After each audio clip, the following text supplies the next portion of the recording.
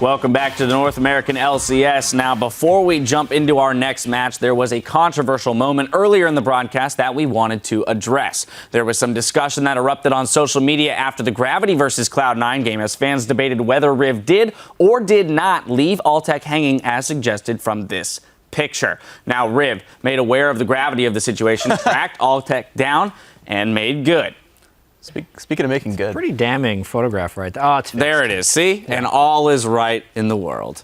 Speaking of good making on him. good. Good guy, Riv. Speaking of making good, you make a good pun. Aw, thanks. Gravity of the situation. Validation from the pun master himself. Well, now that we've cleared that up, let's send it right over to our caster desk to return us to our regularly scheduled LCS action. Thank you very much, Dash. Hello, everyone. I am Rivington Business III, giving handshakes out all day, taking over the caster desk for our last two games with Aiden, Zyrene, Moon, and what a few games we got for ourselves here. Get to see what CLG can do if they can keep it going. Yeah, I definitely want to see what happens these games. But Dash, turn back now, because if Freak is giving you validation for your puns, you don't want to go that way. You don't want to go that way. We are, however, heading into our fourth game with Teammate taking on Counter Logic Gaming. And it has been nearly a year since he stepped down from the LCS. But Nien is back. It's fitting that his first game pits him against his former teammates here. Yeah, and this is a matchup that Nien's been looking forward to himself as well as everybody else. Now, Nien, he was feeling confident on Twitter, and he tweeted he's anxious to dumpster double lift. but then he backed down. Verbatim. He got a little cold feet there. On his initial trash talk, he backed up, and he was saying, double lift, he is better than me, and he respects him. But I want to see what happens there on the Rift. Leave it all out there. Because last week, Teammate, they looked like a team that needed another voice in their lineup. Cali Trolls, he got really fed on Aurelia. He got really fed on Aurelia versus Liquid. And then they started baiting a Baron, and they didn't clear out the vision adequately. And then they fought in choke points, and the fed Aurelia went around the team fight. It took forever. So if Nien was there, this very vocal player, what could he have done there? So Nien, he has been a very large voice on the teams he's been in since CLG. I want to see if he can bring his voice to Teammate and help their shot calling out. Well, we'll get to in just a chance. Team 8 as well are still on the hunt for their first win. But on the other side of this match, CLG have once again started the split strong and started the day tied for first with an undefeated 2-0 record. So it's going to be tough for Team 8. As Jat said at the start of the day, CLG, Golden Age, you can get those signs back out from earlier in the spring split. CLG, they're still in the honeymoon phase, though. Everything is going really well, and everybody's feeling confident about their new teammate, especially Pobelter in that mid lane. He's been feeling great about this change. Aphromoo himself, when we had that interview with him on the desk, he said, it's good to know that we have damage that will show up to these team fights and be very present, very, very impactful in these games. And that's especially important against Team 8 because they're all about the team fights. And with Nien in the roster, who's another team fighting AD carry, it's just going to be more blood. Confidence among all of the teammates is absolutely necessary for the team fights, and hopefully teammates has that in control. Let's check out the starting down that tunnel too. On the line on the blue side. It's Team 8. That's going to be Cali Trolls in the top lane, Porpoise in the jungle, Slushy in mid, Nien now at AD carry, and Dodo on support. And on the red side, it's Counter Logic Gaming. In the top, it's Zion Spartan, Xmithy in the jungle, Pobelter in mid lane, double lifted AD carry, and Aphromoo on support. I feel like this is going to be a great game where we have Trace Teacher on the side of Team 8 as the coach, and Zix Low on the side of CLG here as we're about to get in a champion select. Heard recently that the team for Cali Trolls kind of corners him into the champions that he is good at playing right now. Not the ones that he wants to try and kind of go off in a game with, but ones that he has to say, this is going to work for these reasons, and that's what we'll do. And then the team kind of agrees with that. So a little bit different structure. And we're seeing a lot of top laners being able to play exactly what they want. Right. Speaking of playing exactly what you want, Aphromoo not going to get that this game. Though CLG right now, they're back on that rotational play, that rotational game with Aphromoo stepping up his shot caller with Link out of the roster. Yeah. So having that Bard and the extra rotational power, that would have been deadly in Counter Logic Gaming's hands. As strange as that is to say. Some sneaky journeys that he could be taking to get himself around the map. Rise will be banned out. Not going to see that from the hands of Zion Spartan this game. And the LeBlanc to control a bit of Slushy. So far, Counter Logic Gaming's bans have both been really good. Teammate, Cali Trolls, Aurelia was the most targeted ban at that top laner. I think most targeted ban in the entire LCS was at Cali Trolls and that Aurelia. Getting rid of the Slushy LeBlanc, And then Team 8, they're really just going for control of what are the power picks right now that they do not want to play against. 2 supports for Afromu that allow playmaking and rotational play and picks, and getting rid of the Rise. And that means they're not going to first pick it here, which is a little surprising. I was going to say more junglers going through and through, since either the junglers in NA can pretty much just put up a good fight on whoever they are on now. Gragas, however, does get hit. That won't go to Porpoise. We'll see what they decide to take. Probably something here for Cali Trolls in the top lane. Eyes on him on the camera right now. His Aurelia was banned out, so he does have quite a few options here as this champion pool goes quite deep. And if they're going to pick their top laner first and they didn't ban out the Rise, I really want to see what they go for here, because they usually secure a power pick very early on. Boom. It's the Kalista there. For Nien, new to the roster, they're immediately going to use that first pick on this guy and get him a comfortable champion. That's a great point, Zyrene. It definitely shows that they have a lot of not pressure that they can put on him, but they are safe in putting that pressure on him, I should say. I couldn't find the word. But he will have his chance at getting his first pick of Kalista. We'll see what kind of support Dodo can give, as the Fates call will be imperative for them to really dodge out of these fights, because it looks like CLG is going to put a fight comp together if they do go with this Yasuo. Yeah, that was the next thing I was thinking of. What are they going to combine this with? Dodo plays a really mean Annie. He also plays a good Morgana, and those are both things that are really good to use with Fates Call and bind with, and also gives them some initiation power. So is CLG going to be forced to take one of those supports very early on and deny that? Or are they going to have to go with Afromu on a different type of playmaking support? And there's Thresh coming out for him very early, securing a support for Afromu, a top priority. A little bit of that mind game for Zion to be hovering the top lane Yasuo. We know he can branch out to those champions and carry for sure from that lane. But they go with the Rek'Sai Thresh, as you said. Now to look for the second round of picks here from Team 8. Seeing a bit of early jungling we know Porpoise loves to do, but that Gragas Rek'Sai, they're on the away side now, and he cannot choose either. And that Thresh has been highly contested the last few weeks. Jat was talking about on the desk, 90% pick ban, despite what the stats said at the bottom, selectively. So the Thresh pickup here for Afromu gives him the playmaking potential, gives him the initiation. And Xmithie picking an early game present jungler, not going for the Sejuani, not going for the team fight. They're going to play a little bit of a different game here, and I wouldn't be surprised if Counter Logic Gaming starts going for a pick composition. Well, it looks like they can protect the Kalista so far with what they've brought into the game. Sejuani and Maokai. So Cali Trolls is going with the safe tank this game. Something that the team can follow up on, and he's not going to go too deep without being able to stay alive. Yeah, and Team 8 so far, 100% team fight, initiation power, some damage across the board, and that's exactly what I thought was going to happen, is the Sivir for Counter Logic Gaming right away gives them a lot of pick potential. You can run it a flank, you can run it aside, but this is why Team 8 picked the Kalista first, because the Kalista into Sivir matchup is a good matchup for Kalista. So Nien against Double Lift, he said he wanted to dumpster him. He might get his opportunity to, unless CLG lane swap. You may. He did kind of retract this statement, but I'm sure it still lingers there in the back of his mind. You get the chance to, you're going to absolutely take it for Nien to take down Double Lift. Waiting for the last 2 picks here from Team 8 as we round out the 4th champion select of the day. It's been pretty quick, back and forth. A lot of red side wins today as well. See if that helps CLG out any with the momentum of the red. Could be the Yasuo here coming in for Slushi. Haven't seen too much of that from him. More control mages in that mid lane. We're just going to see more round out whatever this team fight composition is going to be. The Ziggs, the Nautilus, both very good pickups here for this team that wants to start fights. They want to poke and soften people up ahead of time. They do have the weakness, though, of what Crepo was talking about, the Exodia composition. All the parts need to be together in order for it to operate effectively. The Maokai in a side wave is not going to be that great. And Counter Logic Gaming, they have a lot of options here for their last pick. They could go full pick comp and have Pobelter play something along the lines of Kassadin. They could go for Twisted Fate here as well if they really wanted that global pressure. And that's very potent. When you have a TP, you have a Rek'Sai, you have a Sivir, and you also have something that is teleport capable in the mid lane. There's a lot of pressure on the map at all times, and if CLG get any outer ring and turret, any turret down, any of the 3, there's an immense amount of pressure in that lane. And they're going to go for poke here in their last pick. I was going to say the Twisted Fate might actually be something here, but Pobelter does go for the poke. Kassadin even came up before Varus may have, but we have seen quite a bit of this from other regions, most recently again as well. So Pobelter knows how much it can affect the game and how much you can control the lane as well. Just pushing it right back at Ziggs or right back at Slushy so he can't push you into your turret. This is really good because the linear wave clear of Varus is very strong. Yeah. So he's not going to get shoved in by a Ziggs. He has siege potential, he has poke potential, and team fight at the same time. So Counter Logic Gaming, very good last pick there to round out this composition and give them that mixture of physical as well as magic damage across the board so they don't fall into the trap of a double AD. Great mobility as well. Seeing Smithy on Rek'Sai, you have the Sivir, you have the Rumble with a bit of speed up, and they can all get around these big tanks of teammate if they get these brawly death ball fights. Maokai, Sejuani, Nautilus, yeah, they're going to try to peel you, but if everybody's running around with the Sivir ultimate, it's going to be very hard to attack onto those people and shut CLG down. Zixlal and History Teacher giving a quick shake before they head to the back.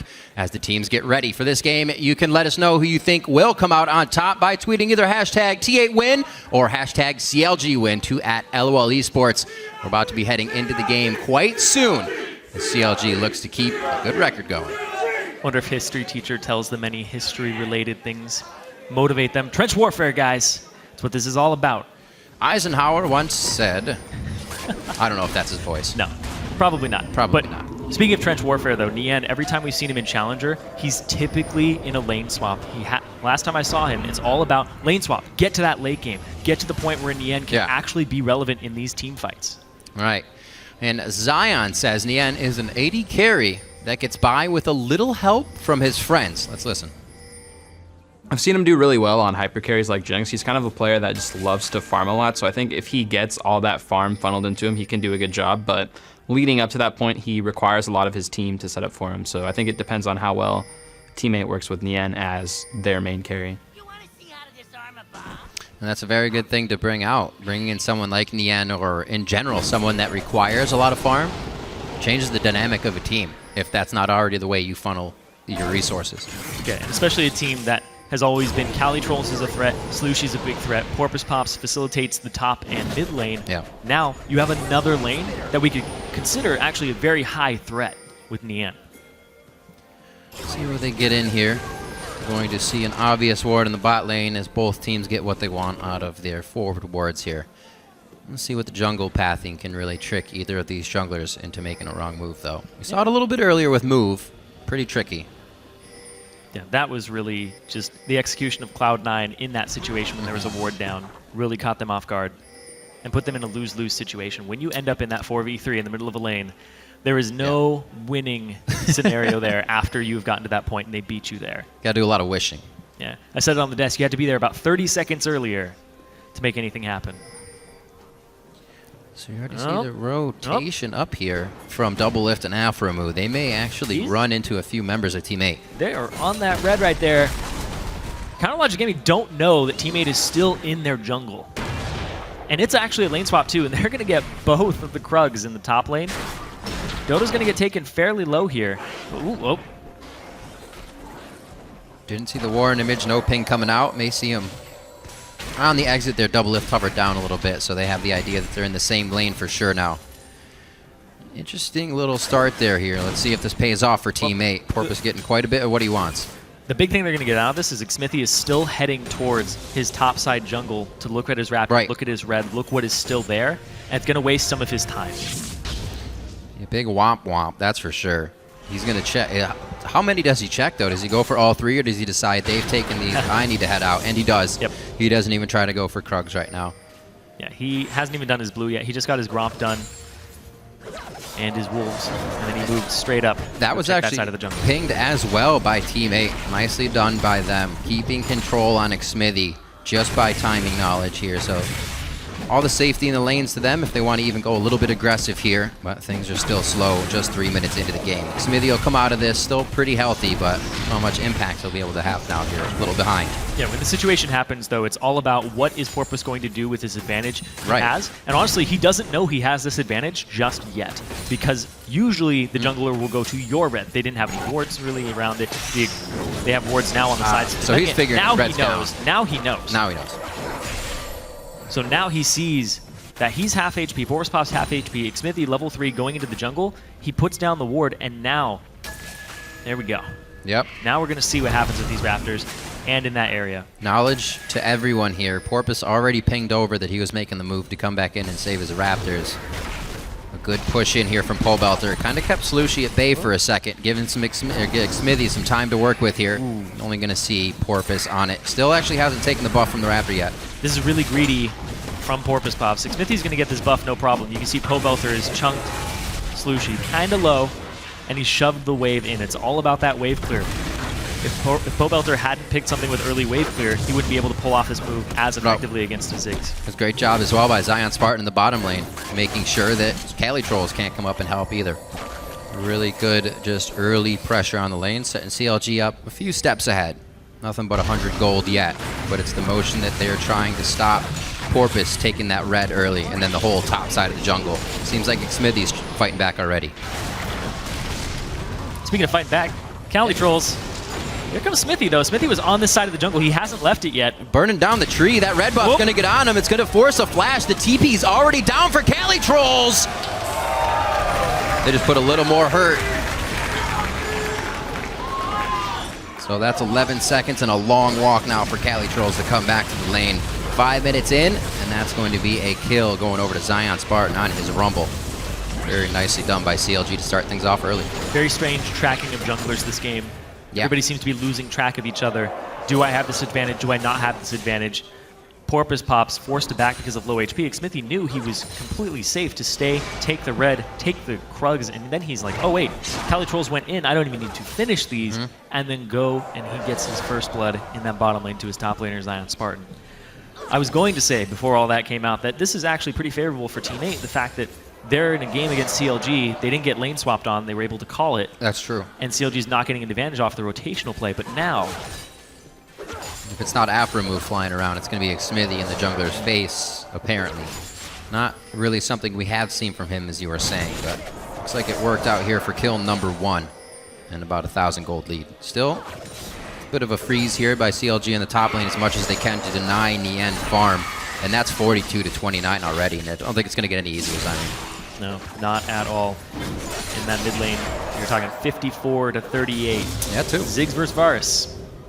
Varus has a lot of early damage just with auto attack trading. Ziggs, of course, he does have the passive, but the big thing here is that he gets to continue to harass him through the waves, not have to worry too much about wave clearing simultaneously because he does that. And now Cali Trolls, he has to worry about being too far forward. Yeah. The ward is going to help him out, but this mid lane is something I really want to focus on this game because CLG, they have Pobelter now.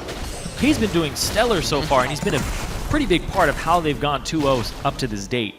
And up against Slushy on Ziggs, one of his best champions. We've seen the Ziggs and the LeBlanc, banning the LeBlanc out, forcing him onto the Ziggs.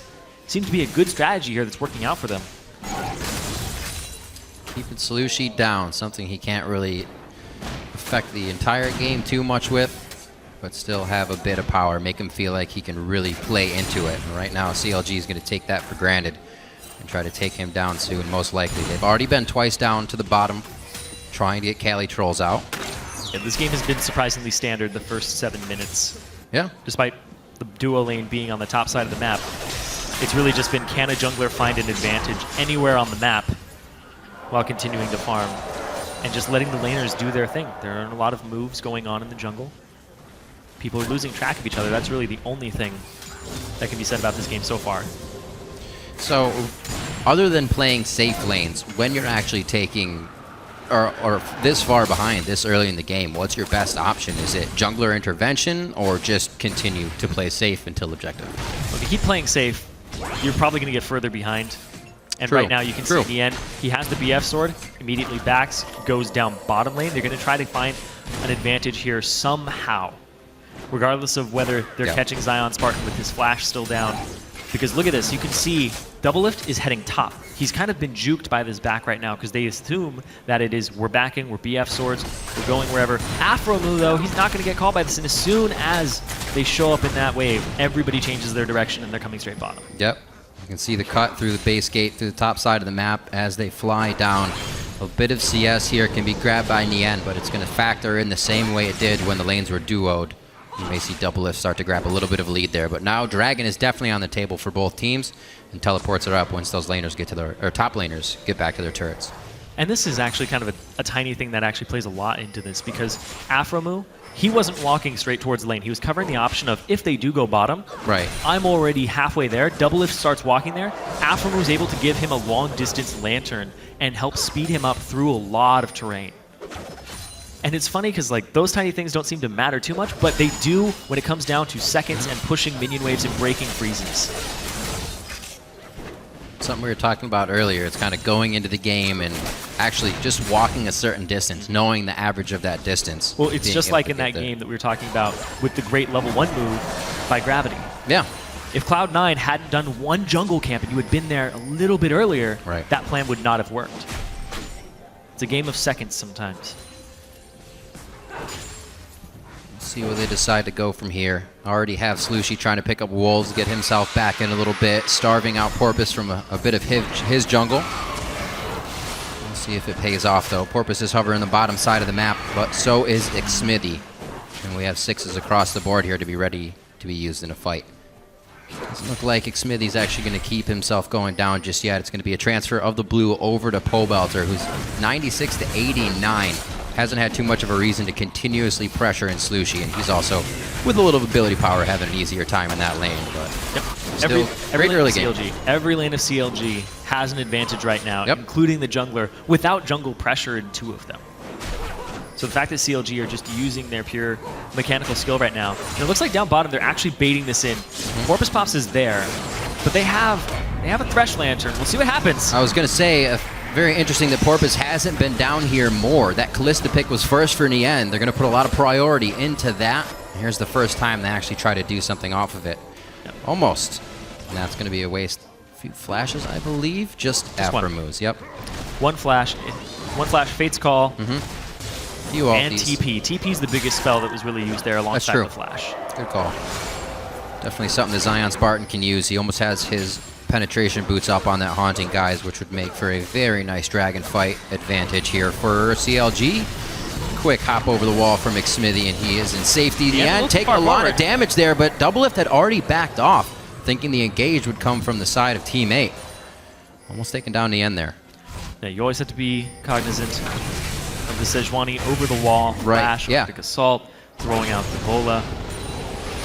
Xmithy lied to me today. I saw him in the bathroom just before the game, and I said, "What are you going to play?" And he turned around, and he smirked at me, and he goes, "Sejuani."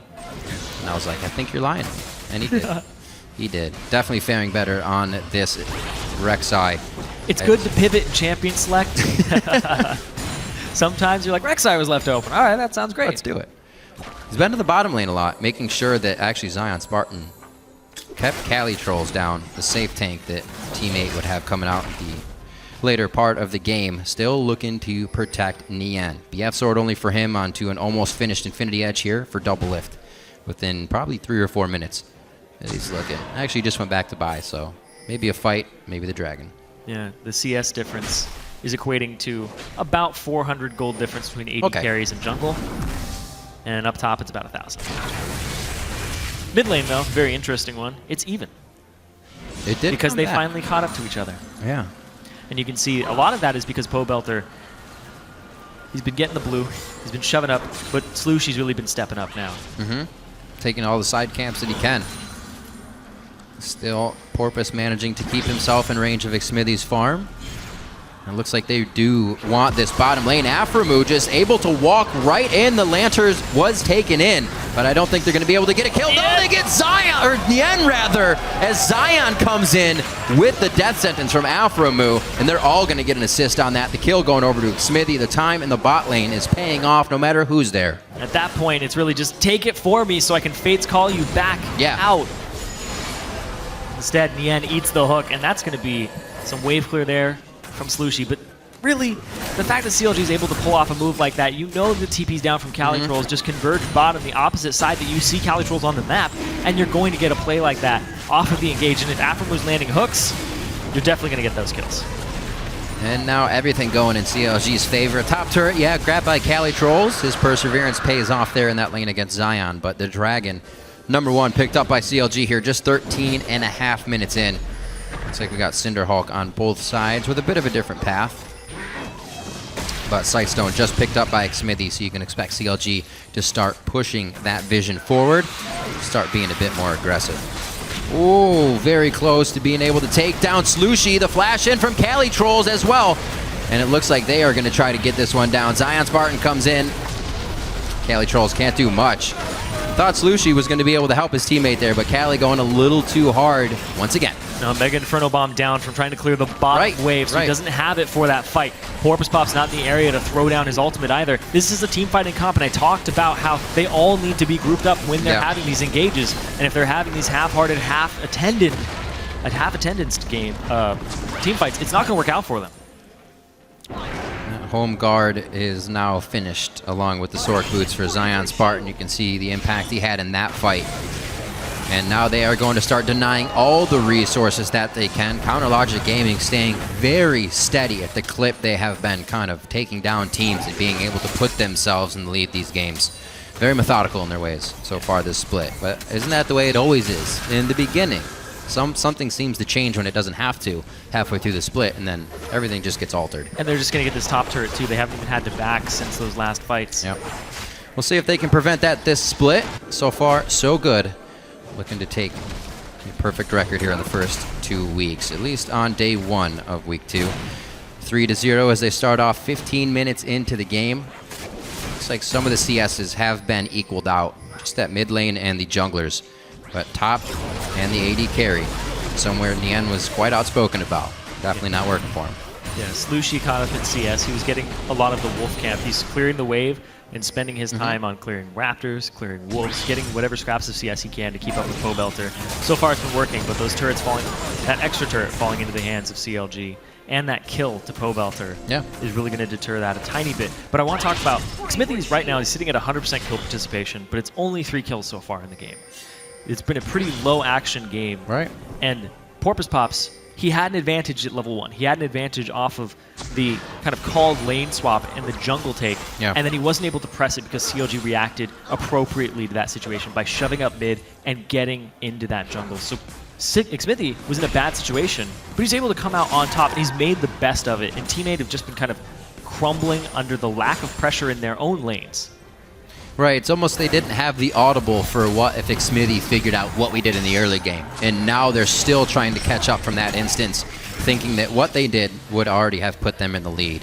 This clawing back seems to be a little bit harder. Chain of Corruption coming out. Doublelift puts on the Hunt on, as well as a little bit of a boomerang toss. Nice bomb coming out from Slushy. Huge damage on the team. Can Nian get enough spears in to finish them off, though? And it does not look like it. They're all putting up a huge wall in front of Doublelift and Pobelter so they can continuously throw out the poke. Whoa! Doublelift just gets taken down instantly by Slushy there. Satchel charged out, and they will continue this fight. Nian gets locked up. Flamesplitter coming in from Zion, but it's just to deter the rest of the fight. He says back off. Pobelter stays alive, but they trade 1-for-1 overall. Yeah, Slushy a little bit late to the fight, but he shows up just in time to That was great bomb placement. They couldn't go anywhere else, but back right into the bomb. And Doublelift had already used his spell shield on the previous Sejuani ultimate, blocking that one. And Pobelter's the only one who actually ate the stun of it. I was actually just about to talk about that fight prowess that Teammate's team has. You still have 2 ADs on the side of CLG, easy to take down members and champions. So if you get a good Sej ult, Cali Trolls is onto one of them, you're going to have a good Slushy ult coming to follow up as well. They're going to have to get good fights from the side of CLG from what we just saw from Teammate. Yeah, they even up the turret Almost perfect count, though, engages. off of team fights. And Yeah. Teammate, they need to group up. And as soon as they get to the point where they can group up against this team and force down objectives, but still cover the side waves, because that's crucial against a Rek'Sai who can shove them in, a TP, and having a Sivir who can just speed the team all around the map. Just not get poked to death before you fight anyways. You're onto the turret. CLG's going to go after it. Not really given that much respect here. There it is. Turret's low. Chain of Corruption goes out, just misses. The equalizer is laid out. It actually separates the team. Nian's on the left. They're able to now just fight the tanks. Take them down as well. That's going to be 2. Slushy and Cali Trolls fall to the ground. Now 6-1 for CLG as they kind of bait that one in. Very low health. Thinking Teammate could take that one back, but CLG, they knew exactly what they were doing. Yeah, a lot of members hadn't backed since the previous skirmish. And right, they just stayed. They said, let's just get it. Pressure it. We have the fight. they had to stay because Xmithy, he used his ultimate to a tunnel to keep everybody there and just use his Prey Seeker, stop backs, make sure that they respect that he is still in the area. They got the turret, got a little bit too greedy for it, and they had to just defend it. And they just stayed way too long. The turret was going down anyway. The flash from Pobelter into ulti and then the flash to counter it was really well played by both sides, but then they just shouldn't have been there that long. 2 times a fight, 66 seconds on Chain of Corruption, so that's how long they were hanging out. A little bit more. I think he actually just came up on 11 there as well, so definitely a good amount of time. They knew what they wanted. CLG gets another turret. The 3 outers are now down. This is where they can start placing forward wards in. Xmithy already making sure they have eyes on teammate. As Dragon coming up, that fight just happened 50 seconds ago, and already they're going to be back at it. And they're able to, again, a lot of low cooldown ultimates here from CLG. Teammate, summoners on both sides. Teammate, they like to fight, but CLG can still skirmish, especially with this gold lead that they've accumulated for themselves and their low cooldowns. As we approach these turrets, my eye is definitely on Cali, Porpoise, those tanks that can make the initiation happen. Ooh, Chain was right there. Didn't quite connect on Porpoise, though. That was very close. Aframu was going to be able to hit a hook on Dodo there, and they finish him off. But there's always a fate's call, so maybe they decided not to. Slow play. Looks like we actually could have Dragon just soloed out here by a few. Xmithy's down there covered by Double Lift's coin, so couldn't see him. They're going to get Dragon, and they're not going to lose anything for it as well. This has to play on teammates' mind. Knowing they're losing objectives, knowing they can't just force down 3 members in the mid lane, it's all just too hard right now. They're looking for that fight. They're looking for that perfect fight with the Sejuani ultimate, the Ziggs ultimate, and Nien needs to hit some item spikes because he's got his Bloodthirster. So true. Right? He's got no crit, and that's a big problem with Kalista when you have that one item and you don't have an advantage over your lane opponent because you need another item behind it. You need the attack speed to start leaping around the fight because right now he's a burst bot, and at the same time, he maxed E first, which is very attack speed based in terms of stacking it as opposed to maxing Q first with the Bloodthirster.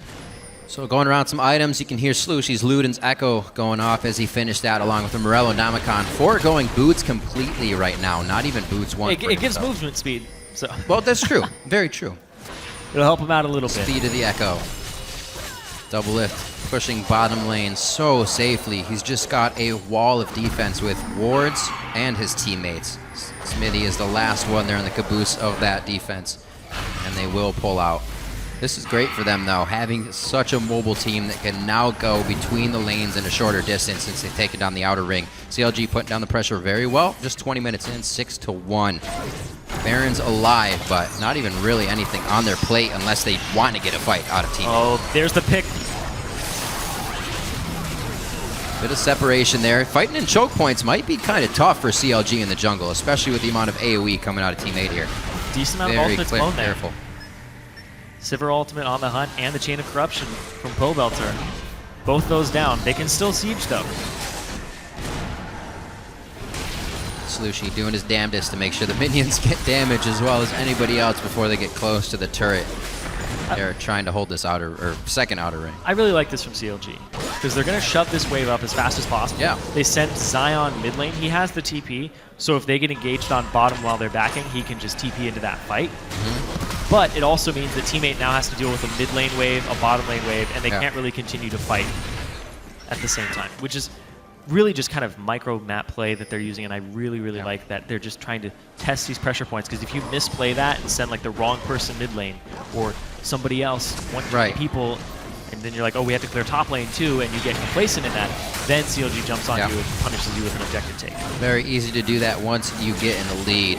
CLG is being methodical about how they are going about things right now. Zanya's finished up for Zion Spartan. That's going to be huge for him in these fights. They have pretty much been unstopped in getting to their items. 204, 104, 202. Only Double Lift went down because I think he closed his eyes in that bot lane fight for a second. And he just got blown up instantly by Slushy. Still can put out some damage, and we're still looking for the game-changing ults. But good Sejal hits. Still looking if Dodo can get a nice depth charge onto somebody in the back line. Got to remember, 280 carries on the other side. Eyes on Pobelter still being one of those 80 carries and the new member of CLG. Very squishy 80 carries that you're able to reach them. And that's why I'm surprised that we don't see a second item Righteous Glory coming out from Porpoise Pops to help facilitate these fights. Going for the Giant Spell, possibly do a Randuin's to deal with the double 80 carry, but... So it does look like it's that time. They want to bait this out. Just a few minutes ago, Baron had spawned, and now it's the reason CLG can start a fight. You can see the pink ward control around the area, and last time Teammate lost a game last week, it was off of going into a Baron choke point, even when they had the advantage. So right now, they're just going to play the CLG pick game, Afro move, looking for those hooks, looking to start the fight. They do have Sivir though, so if somebody's out of position, they just run them down. Still so difficult to fight. Even their tanks aren't that tanky yet. Porpoise does have that extra Giant's Belt on him, but Calitrolls is double ringed in that lane to try and stay alive from Xmithy, so his items have been put back as well. Just sitting on a bit more health. They have to back away from the majority of these fights right now. 2 minutes on Dragon, something else CLG will be able to sink their teeth into when they want. See what kind of items can come out of Teammate here to kind of mitigate the damage from CLG. See the Aegis onto Dodo. Gonna help a little bit. I mean, Zion's doing a lot of damage, but... Well, it's only gonna help against one person. Right, yeah, exactly. Interesting buy there, but keeping alive. He is a powerful Burn it rumble. down. It's going very quickly. You can see right there in the bottom left corner, 1,000 They HP. come. Oh! Bomb goes out, and that's the smite to Xmithy. Fates call in, Fates call out, and nobody can follow up actually on Porpoise's Sejuani ultimate there. Afromu gets out still, and Afromu hits back. A little bit of that flame damage probably to pop over onto Dodo and get the kill for himself. Kill secured. Zion Spartan trying to flame spitter over the wall. I believe he just, no, he did not try to flash actually. That was the rest of the team. There he goes, though. On to them. Nian and Slushy getting cooked up in the frying pan. Actually pops him forward for another hit there on the harpoon. And Zion Spartan making his way through. Another teleport to come up big on the fight. And Team 8 were almost kind of forced to keep checking that. CLG knew what they were doing. Yeah, as soon as they went to the opposite side of the map, it was an open Baron, open season there with all that damage that they have with double 80 carry. It gets shred extremely quickly, especially since you don't have a tanky top laner. You have a top laner that's just contributing more damage to taking down that Baron. They had so many pink wards around it. You can see 3 in it, and then they saw entrances, all the entrances to the Baron. The execution of the fight, though, was quite interesting, because Pobelter's Chain of Corruption really stopped the follow-up engage from the Sejuani ultimate. Yeah. Goes down, good ultimate from Slushy. Dodo a little too far forward, and this, you see right there, a little bit off to the side, everybody's fanned out, but look at that, Nian can't jump anymore. He's got the Chain of Corruption on him. Slushy gets Chain of Corruption then, he can't follow up. And that's how Afromu gets out with his life, and then they continue the fight. It looked like they wanted to back out, but Zion Spartan was just ready for more, and Nian forced a flash very early on because of the distance that Afromu had created. Melted. That's where the flashes came from. Looked towards the top of the river, and I saw Zion come in. Thought he hit the wall, but he knew exactly what he was doing. Scrap shield to catch up, take down 2 more members, and now 9-1. That one kill still being on the double lift. Went over to Slushy. All the other members of Team 8 hoping to pick up a few of those here as they defend the base. Counterlogic Gaming not giving up anything, though, other than that 1 kill and just a few turrets here in this game. 3 dragons to their name, 27 minutes in as they start knocking on the front door of Teammates' base. And Xmithy just feels comfortable enough to keep throwing Prey Seekers in and allow the team enough vision. This is a great example of an investment playing off. You can see Xmithy, he got the kill on Zion Spartan early. Zion Spartan, 100% kill participation now. He's making such great TP plays. Yeah. When you get the Baron buff back and then TP back into the fight off of the Empowered Recall, you know that player is definitely grateful for that first gank. He's just going off this game. Zion Spartan is having an amazing game right now. He's at the power point where he's just shredding through both squishies and tanky targets, because the tanky targets still are not tanky just yet. There's an Aegis of Legion, but that's about it. You can see there's a Spectre's Cal for Calitrolls, but now he's facing double 80 carry. He has to prioritize armor at some point. Righteous Glory onto Calitrolls. He can't really get in with the team. A very nice 6 bomb coming in. Double lift goes down. They can get back onto Pobelter. He may as well. Xmithy tries to tunnel out. Nice flame spitters harpooned over the wall from Zion Spartan as he cooks him up on the Rumble Equalizer. Pobelter, Eagle Eye taking down Calitrolls as he tries to step away from the fight. But CLG did not get through that one cleanly. That was so close for CLG. You can see everybody's health bar flashing on their lineup, all their damage dealers, one of them even down, and they can want it more. I think this is going to be Afromu going down. It may be a 1-for-1. Zion Spartan may make it another. Xmithy with the Void Rush in as well. for a little bit of assistance and security for the team. Looks like it's going to be a final wave clear by these guys, and they will be gone. 13-3 there, picking up 4 kills throughout that engage. And you can see the Righteous Glory there for Cali Trolls very early on. And that's what I was expecting from him. Yeah. That's why Porpoise Pops didn't go with it first time. That's actually my bad on calling that one. Because, yeah, you can see right there, just so much damage. The Zonia's pop from Zion at a really good time. But this hook over the wall to just keep Nien over the fire. He was the big damage threat that was going to be persistent throughout this fight. Since Lushi was running low on mana, if Nien had not eaten that hook, if he was able to stay alive, that would have been a completely different fight. All the cooldowns and everything coming up as soon as CLG needs them for these ones.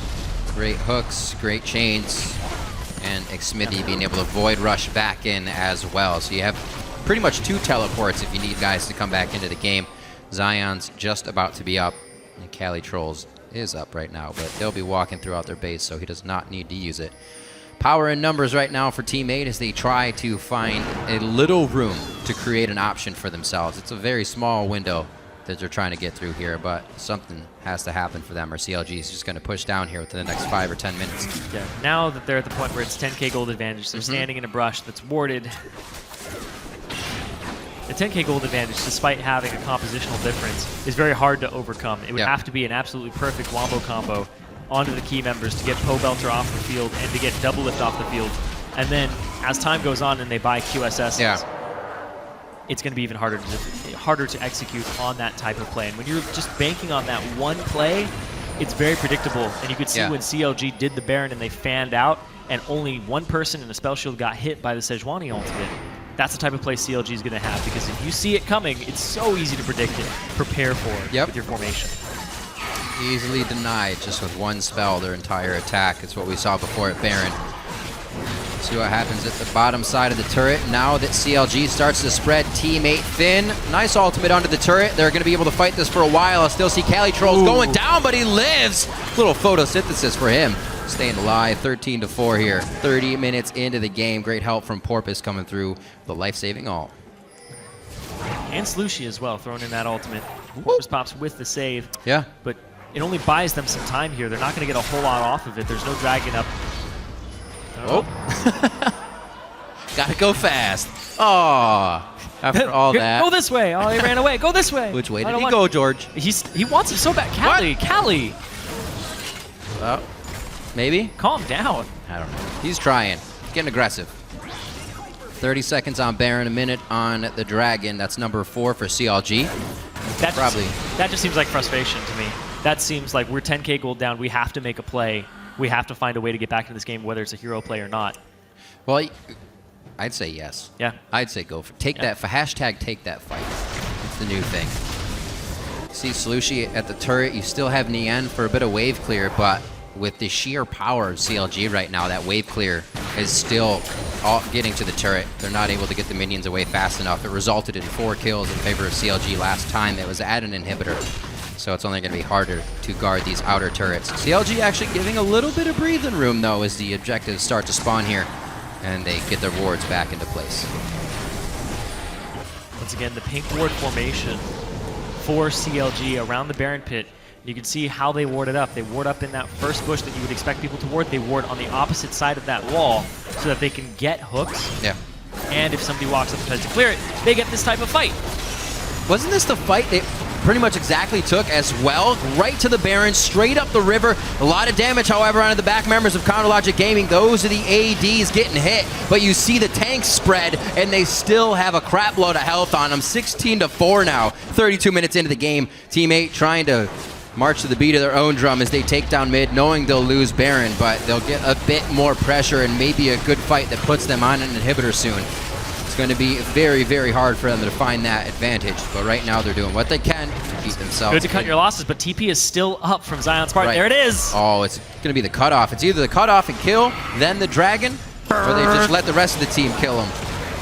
The attacks from Nien, he has to go over the minefield, hit by the first one, hops the next 2, and he is going to be quickly cooked up. The rest of the team goes after Slushie. They're going to be quickly onto Nien as he tries to hop over the wall. It's just one harpoon and one flame spitter.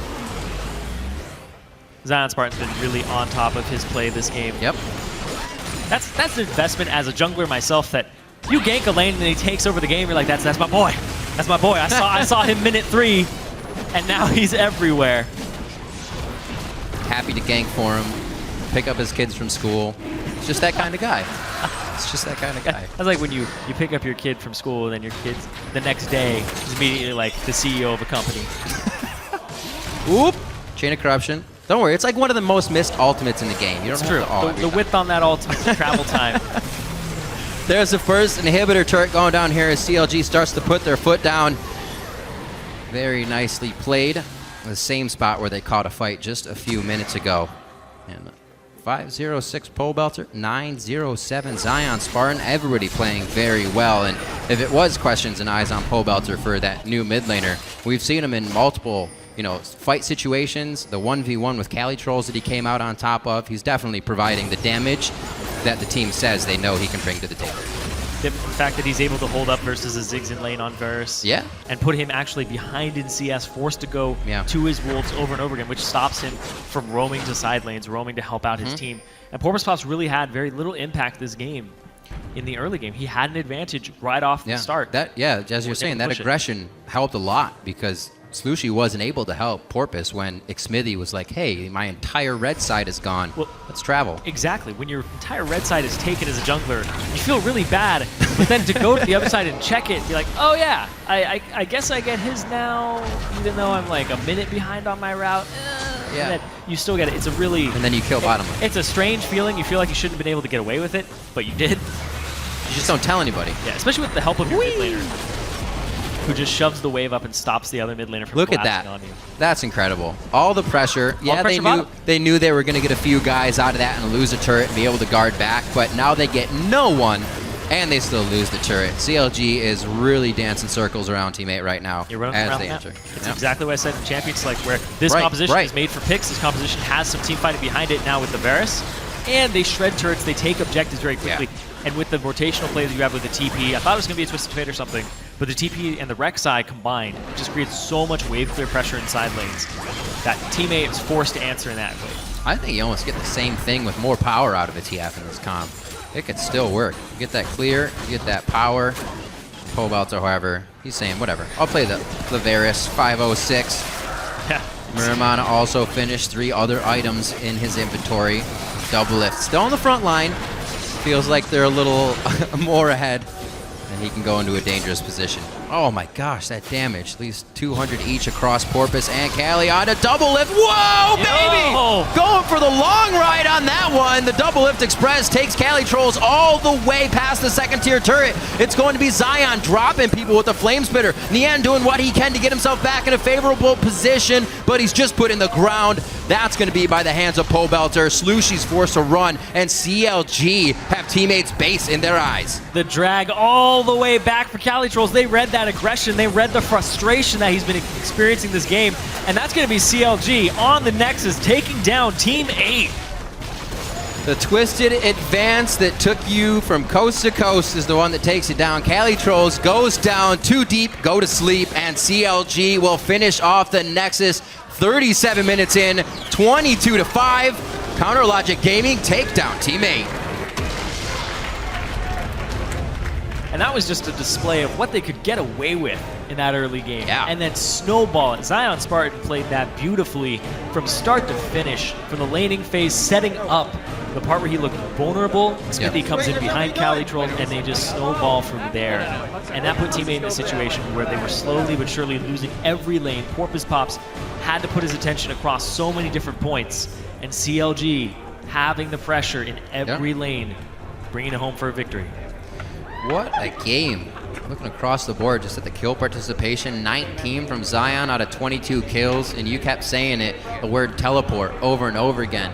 And the fact that they could use that first kill from Xmithy to make all of those teleports count. Just about every single one resulted in another kill. Slushy was flashed in for Cali Trolls in mid, tried to help him. Cali Trolls was left by himself. It does seem like Team 8 has kind of gone away from the strategy of we need to go crazy, but I think they've actually tempered themselves too much, and they weren't even trying anything this game. Yeah, that seemed to be, we're kind of adjusting. I wanted to see more moves from Porpoise Pops, Yeah. but Cali Trolls was read like a book this game. And it's become a tendency of his to try and overextend, even when they're in the lead, to try and look for a fight. I remember back when he was diving a Morgana that had a black shield on him in a previous game last season, and then Gravity just turned immediately after that because he was too far up, too extended. Smithy having a fantastic game out of the jungle on Rek'Sai this time. Yeah. Really good Very kill nicely participation in the early done. game. I'm sure, while loving Zion Spartan's lane as well for doing what he did, he didn't really have to go to anybody else's, so he was able to farm as well. That's exactly what Porpoise was doing on Sej to try and get back in the game, so he knew he already pressed the advantage he needed to, and the rest of the team did what they had to win the game. Yeah, the fact that you're getting an advantage in a Maokai versus Rumble lane, and then you can kind of leave that lane alone for a long time. Smithy gets to do whatever he wants on the map. Not a lot of gank potential or kill potential on a Ziggs, so you can kind of leave that lane alone. Then after that, it's like, if you're winning a matchup where it's a farm fest in the mid lane, and you're winning a mismatch in the top lane, which is your duo lane, the Sivir versus Kalista matchup, then you're in an extremely good spot to start running away with the game from there. And that's exactly what CLG did. You could see even after, and this is something that's a little more fine, but you see when they're taking turrets, they sit there and they're like, okay, we took a turret. They back up a little bit, and they see where teammate goes, and they're like, oh, wait, we can wrap around here and get another turret top lane. Right in the bot lane, that's what they did. And then teammate tries to do that themselves, and they get punished for it because CLG knows how to punish those types of moves and where people are being allocated to. So it's a very kind of like micro thing where you're moving people around, but it's working out very well for CLG that they're exploiting that in other teams. Working out very well as they come up with another win. And right now we're going to send it down to the side stage where Kobe is standing by with half of CLG's Rush Hour bot lane. Thank you, Riv. Yes, Double Lift here after their victory. Congratulations. Thanks. You guys pretty much stomped that game, so I have a question for you, though. Nien, coming into this, is a former teammate of yours. You're very used to other AD carry players wanting to play against you and wanting to prove yourself. Does it change at all the mentality of the team or the strategy of the team going into the game? If you want to lane swap, what you want to pick against this guy. Do you try and use it against them at all? Maybe like previously it was, a little more prideful where I really wanted 2v2 people, but this game we chased them 2v2 strictly because just the way the game was going. Rumble is a worse 2v1er than Maokai. And no, I don't think it really changes anything very much. I think I was kind of a little bit apprehensive because I think Kalista completely destroys Sivir in lane.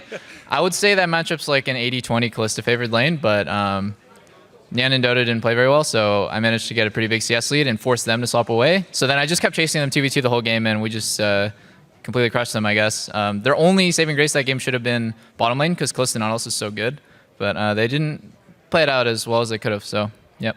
Yeah, you guys had a really clean game, strong shot calling. Another, one of the changes that you guys made in the offseason, Link leaving, has that affected your shot calling at all? You guys look as clean, as crisp as ever. How accurate are the calls? How has the transition been without, Link there?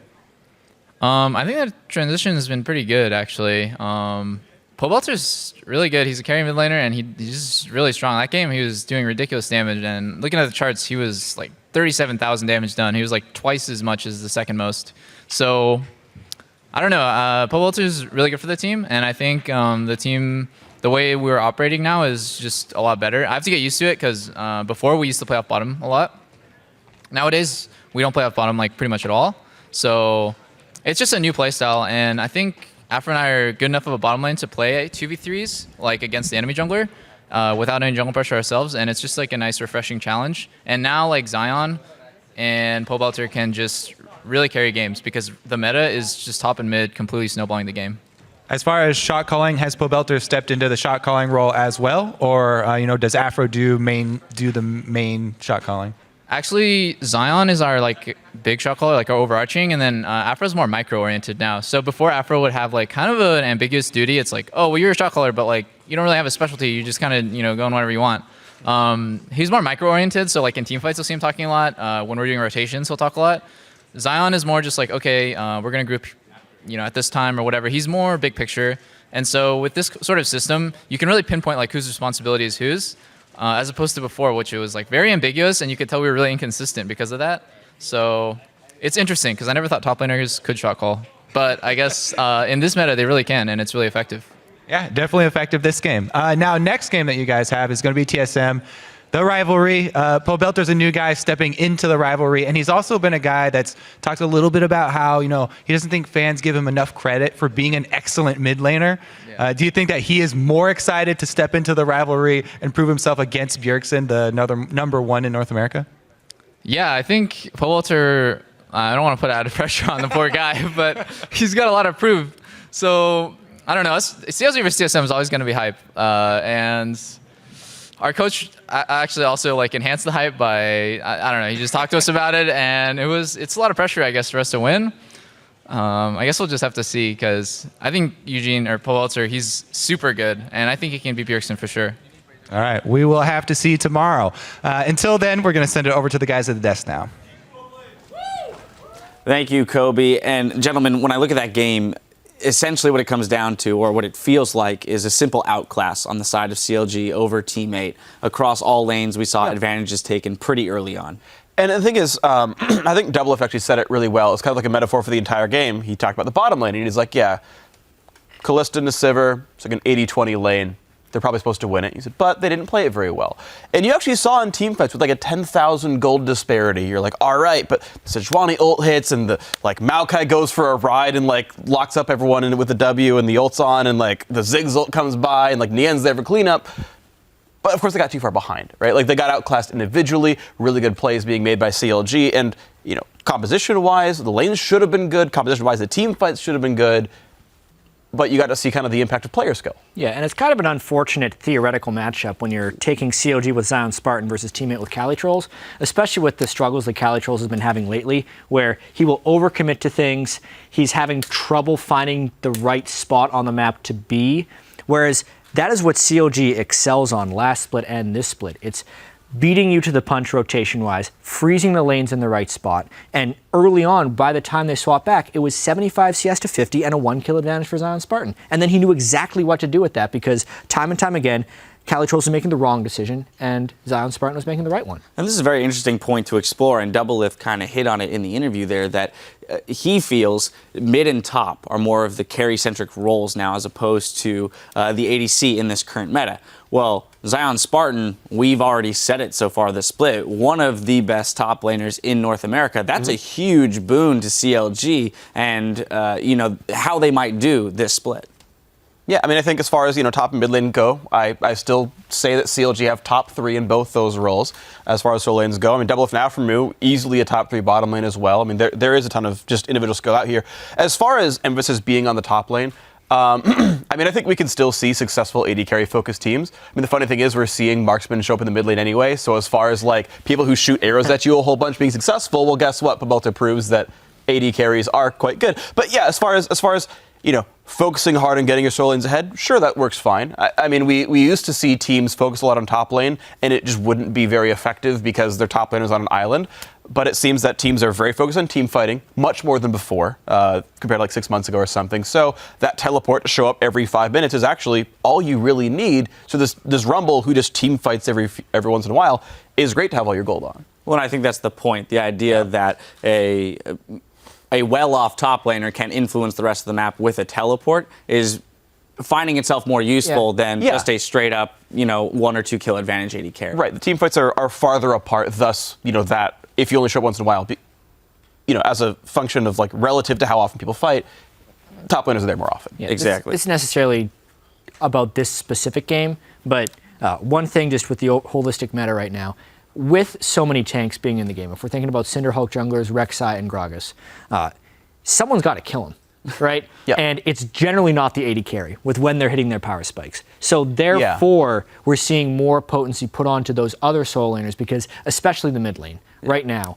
with the Cassiopeia, the Azir, or even the Varus, just repetitive poke before they can get engaged on, are the ones that are actually able to kill the Cinderhulk tanks. And I think that's one of the big reasons we're seeing mid and top focus right now. All intents and purposes, great game for CLG. I do want to hit on Team 8 real quick, one thing, which is that we are seeing Porpoise Pops get shut down a little bit. And it's something that in the spring split we really applauded him for, was his ability to apply pressure around the map, him and then Slushy performing as a solo laner. This is not happening for them anymore, and it seems to, it's appearing to be a big issue for them when it comes to powering up to get to those team fights that we know they do perform well in. Yep. I mean, this was the thing is, Teammate were, almost a playoff team last split around. It was basically off of Slushy hard carrying and Porpoise having a string of very good games. Now, to be fair, Teammates had a pretty hard schedule. To my recollection, it was TSM and CLG as three of their opponents so far. Played Impulse, Team Liquid, and now CLG. Yeah, okay, so they fought like three of the very best teams in the league, right? Like, CLG looked like the #1 team in the league. Impulse top 4 last split around. Team Liquid also tied first place in the league. Like, these are very difficult opponents, and it's very easy to look outclassed. I don't think Teammate are one of those top 4 teams, but if we see them against, easier opponents, they might look a bit better. As far as their performances, yeah, okay, Slushy's still doing fine. He looks about as good as ever. He traded with Poelta. That's pretty good, to be honest. And we're not seeing Porpoise a lot on these early aggressive champions. We got to see a Rek'Sai game, but he went back to Sejuani. And when you're against a really good team, against a slow early game jungler, you're not going to have a lot of impact. And, CLG closed him out. So, if Teammate still wants to have a similar performance where they go 6th, 7th, which I think they can do, and that's kind of what they look like to me, they need to start doing that kind of stuff against like the new Cloud9, maybe Gravity, maybe Enemy, things like that. All right. Well, as their schedule gets a little easier, we'll see if they can put some wins up on the board. Coming up after the break, we'll see if Team Dignitas can take down Team Dragon Knights in our 5th game. The North American LCS returns after this.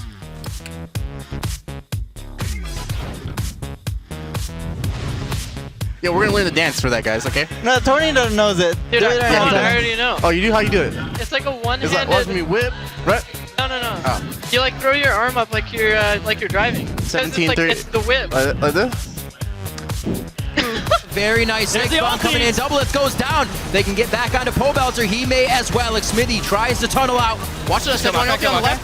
I'm gonna go on these guys. They're on me. They're on me. Okay. Set.